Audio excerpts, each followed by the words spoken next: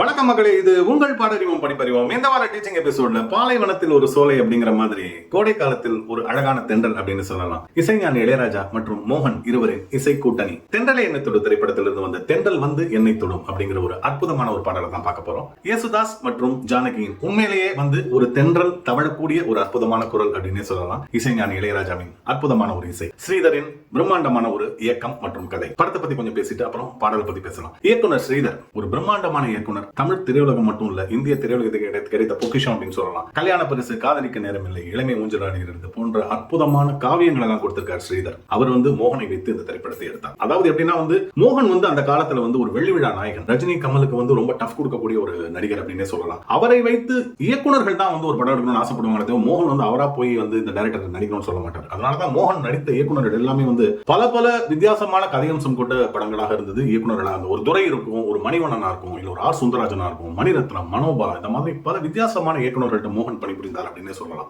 ஸ்ரீதரை பொறுத்த வரைக்கும் அப்படின்னா மோகனை வச்சு ஒரு படம் பண்ணணும், ஏன்னா ஒரு வெள்ளி விழா நாயகன் அப்படின்னா அவரை வச்சு கண்டிப்பா பண்ணணும்னு ஆசைப்பட்டாரு. அப்ப இந்த படத்தோட தயாரிப்பாளர் ஸ்ரீதர் கிட்ட சொன்னாங்க, காதலிக்க நேரமில்லை மாதிரி ஒரு காமெடியான ஒரு ரொமான்டிக் லவ் ஸ்டோரி ஒன்று பண்ணணும் அப்படின்னு சொல்றப்போ சரி அப்படின்ட்டு சித்ராலயா கோபு அவரோட சேர்ந்து ஸ்ரீதர் மெரினா பீச்ல உட்கார்ந்து டிஸ்கஸ் பண்றாரு. அப்ப உருவானதுதான் அந்த தென்றலை என்னை தொடும் படத்தோட கதை. உடனே மோகனை ஃபிக்ஸ் பண்ணிட்டாரு. ஜெயஸ்ரீ இந்த படத்துல அறிமுகப்படுத்துறாங்க. இளையராஜா, அசோக் குமார் இவங்க எல்லாம் சேர்ந்து ஒரு மிகப்பெரிய ஒரு படமாக அந்த படம் வெளியில வருது. படம் ரிலீஸ் ஆனதுக்கு அப்புறம் பெரிய ரிசெப்ஷன் கிடைக்கல. காரணம் கதை ரொம்ப வீக்கா இருந்தது.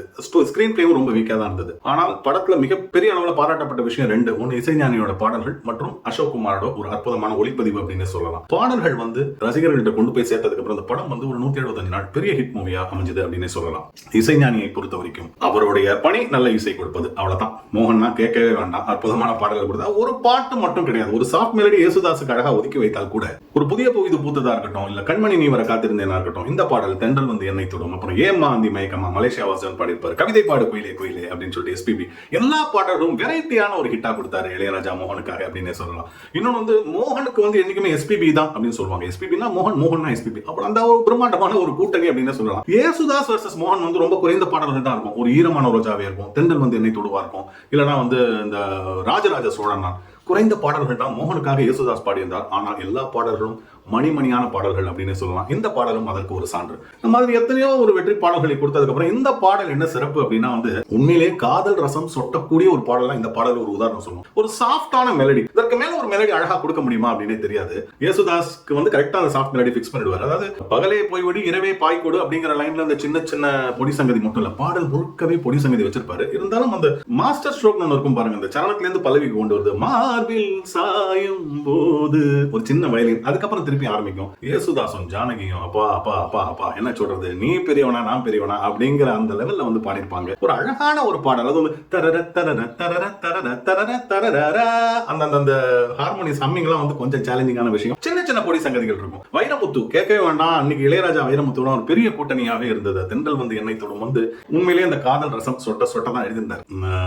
மலரின் மயக்கமும் மயங்கி கிடக்கும் இதழின் ரசங்கள் எனக்கு பிடிக்கும் அப்படிங்கிற லைன் எல்லாம் வைரமுத்து எங்கேயோ கொண்டு போயிருப்பாரு. அந்த அளவுக்கு ஒரு சிறப்பான ஒரு கூட்டணி இளையராஜா வைரமுத்து அன்னைக்கு அமைந்தது. இன்னைக்கு நம்ம அந்த பாடலை கேட்டுட்டு இருக்கோம் அப்படின்னா நல்ல இசை, நல்ல வரிகள், நல்ல பாடகர்கள், நல்ல ஒரு காட்சி அமைப்பு இருந்தா அது நிச்சயமாக ஒரு வெற்றி பாடமாக தான் இருக்கும், வெற்றி பாடலாகத்தான் இருக்குங்கிறது இந்த பாடல் நிச்சயமாக ஒரு உதாரணம். தென்றல் என்னை தொடும் அது இளையராஜாவிற்கு பாடறிவோம் படிப்பறிவோம் வாயிலாக வந்தா இந்த இசை தென்றல் நம் அனைவரின் மனதையும் தொடப்போகிறது. இது கடவுள் அமைத்த மேடை.